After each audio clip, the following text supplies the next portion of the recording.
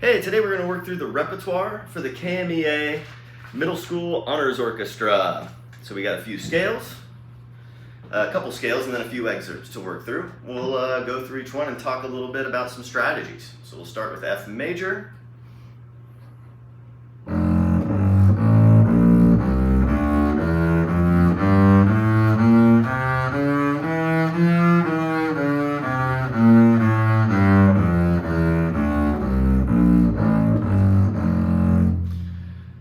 For F major, half position, one flat, pretty easy to start out with. The big difficult part here is going to be the upper end of the scale as we move from our fourth finger on the D up to a 2, 4 for the E and the F. I'd isolate this passage, use your harmonics so you can check where you are. So if I have a D, if I lift my fingers up and just lightly touch the string, no longer depressing it really, I get a harmonic, so I know the D's right there.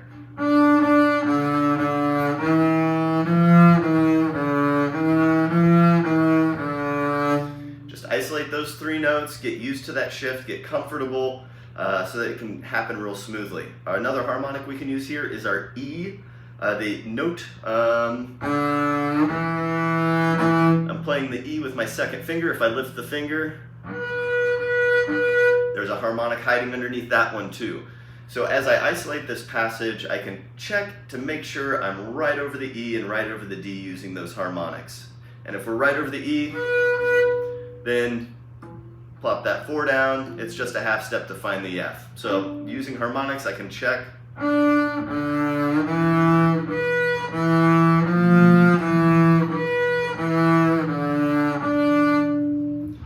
Handy little things to just check your intonation and make sure you're over the note.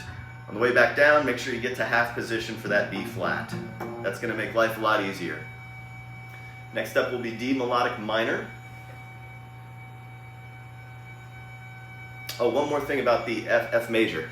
As we're shifting, we want to make sure our thumb does move. Normally, we got a nice hand position here. 2's kind of across from the thumb. We're moving together up and down the neck. As we go for the F, we can't keep the thumb all the way back here. We're going to be stretching too far. So as I go up to the E, I slide out to the side a bit. I'm still kind of behind the neck, but I'm more on the side. That way I have enough reach to get around the instrument and go for that E right there. So we go from a D over to an E, F, E, D, and then I get back to my normal hand position. Just kind of curve that thumb around the side slightly. It'll allow you to reach those upper notes a little better. D melodic minor now.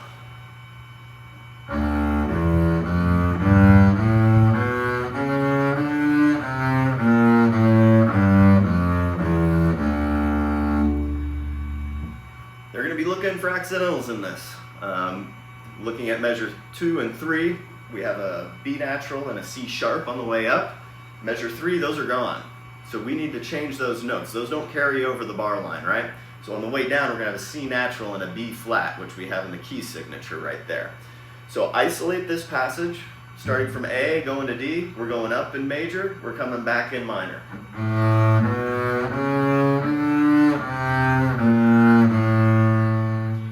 Up and down, just work those, because that's what you're going to be looking for and listening for as you play the D melodic minor, making sure you're adjusting those pitches on the way back down.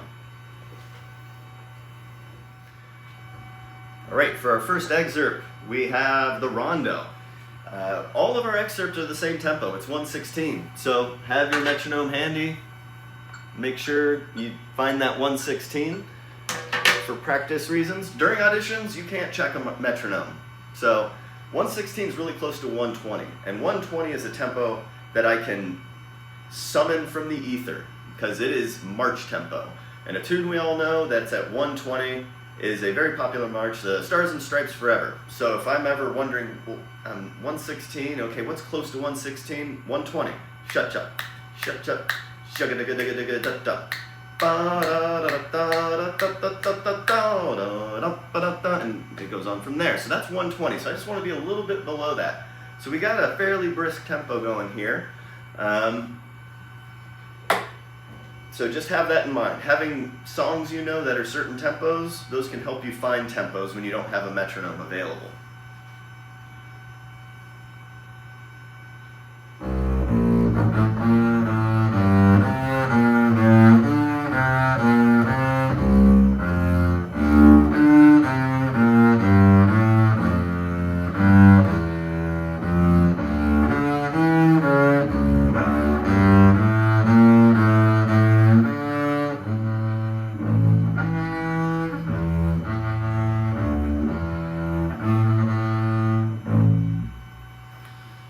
They're looking for dynamics in here. We have a little bit of ritardando before 17 and 25, but dynamics are the big thing.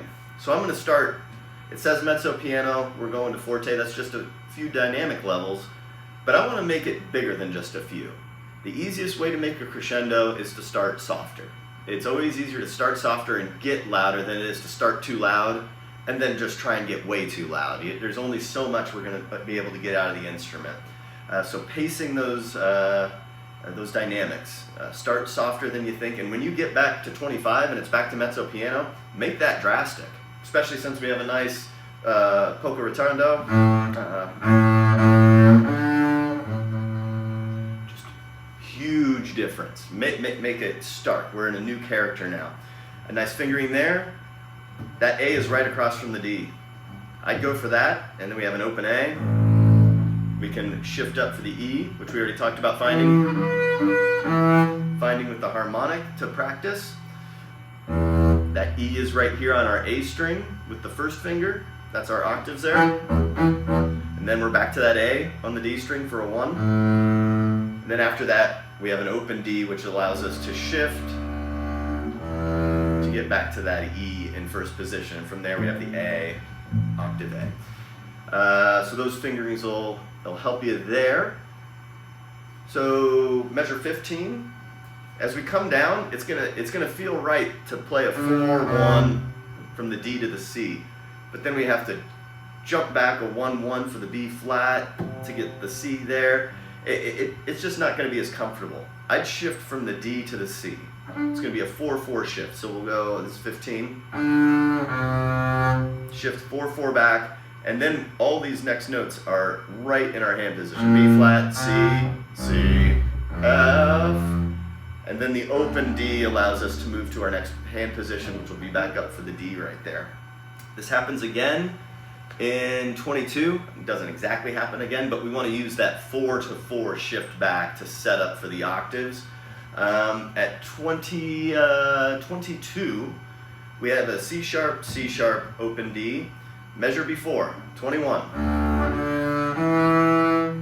We can check that E with the harmonic. Now we want to go from this 4 on the E back to a C sharp 4. That way we can have... It's going to make life a lot easier right there. That'll be a handy shift for that. And yeah, we have some other fingering strategies already there at 25. So that's how I try and approach the rondo. Practice it slower, work it up in tempo, but really bring out those dynamics. That's what they're going to be listening for. Mark in your fingerings, have a finger plan for this. All right, next up, we're going to have O Abrea Lass.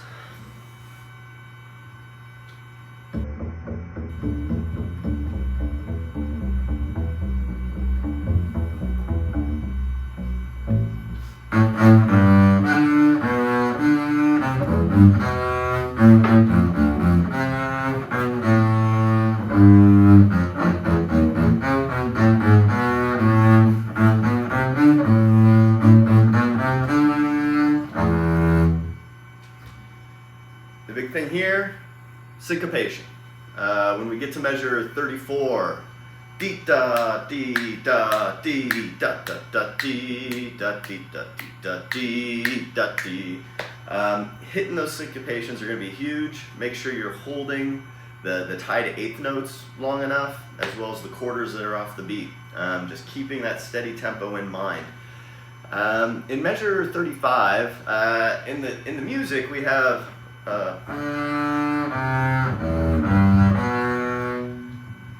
I don't like 1-1 back shifts, but it works fine. If it works for you, go for it. However, if we're right here, I can grab the E on my A string with a 4 in third position. And since it's moving quickly, it's a little easier to not have to shift in between those eighth notes. Da, da, da. And I can use the open G to get back to first position for the B flat.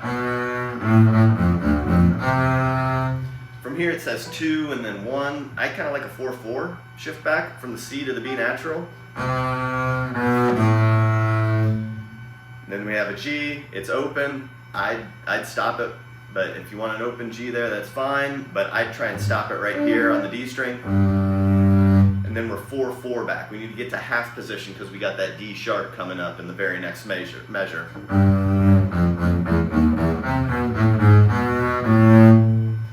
And the next spot here, we want to make sure we hold this dotted quarter in the second to last measure long enough. That's really what they're going to be listening for.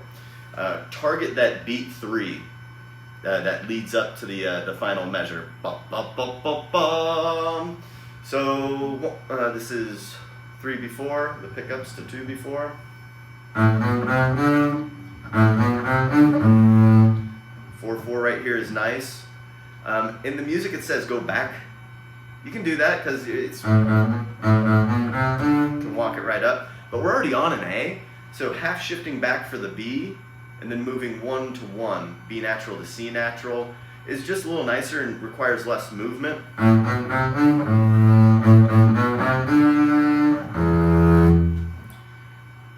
Again, if you want to go back to here, that's fine, but you do have this option here on the D string to play both the A's and then going to the G string with 1 for the B natural, 1 for the C natural, put the 4 down for the D. Big thing in here is going to be that syncopation. D, da, D, da, D, ya, da, da, D. Make sure you're holding those for the allotted time. All right, now for our final piece here, we got Ventus.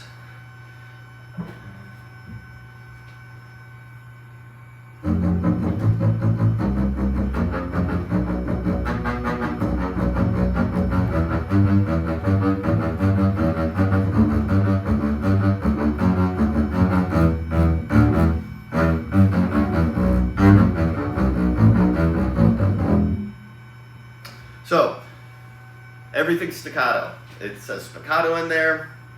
Don't bounce too much. Bouncing too much is going to slow you down and it's going to lead to inaccuracies. The big thing in here, we have a lot of open string potential. Avoid the open strings. Open strings, staccato. I mean, you just can't dampen it quick enough with the left hand to get the effect.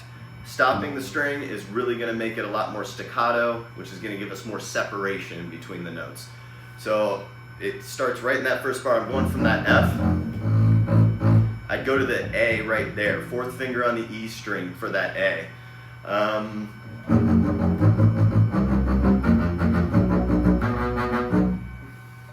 That's just going to be a lot cleaner sounding, which is what this needs to be. That's what they're listening for. Clean, articulate, staccato, separate notes. Ringing open strings isn't going to do that.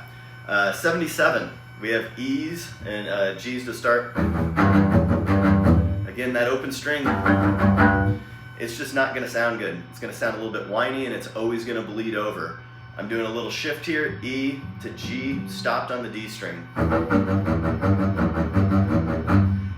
As I go to the D and G, that D is right next to me. I'm 4 on the D string for the G, 4 on the A string is going to be a D right there. So,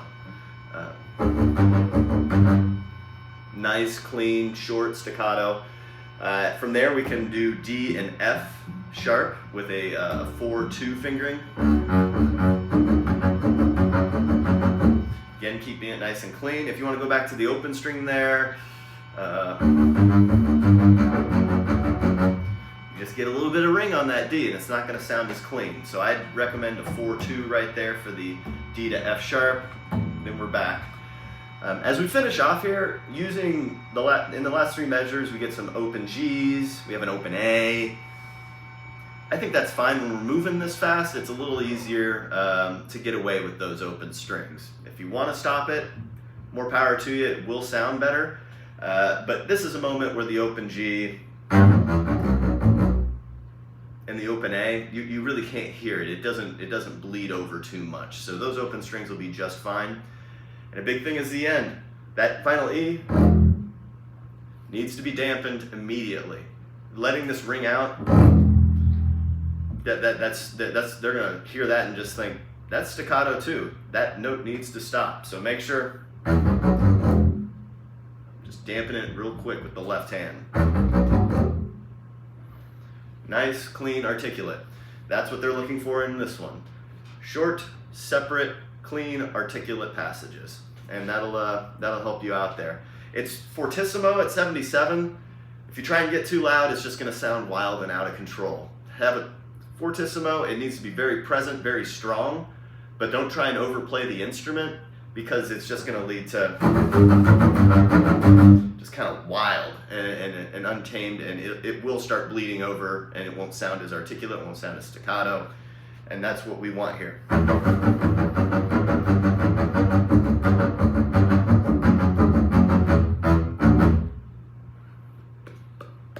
Everything is articulate, everything is clean, and staccato. So that's going to be the trick for this one. Good luck to y'all. I know you're going to do great. Take some of my advice, some of my fingering suggestions. Hopefully they can help you out. And good luck on the audition.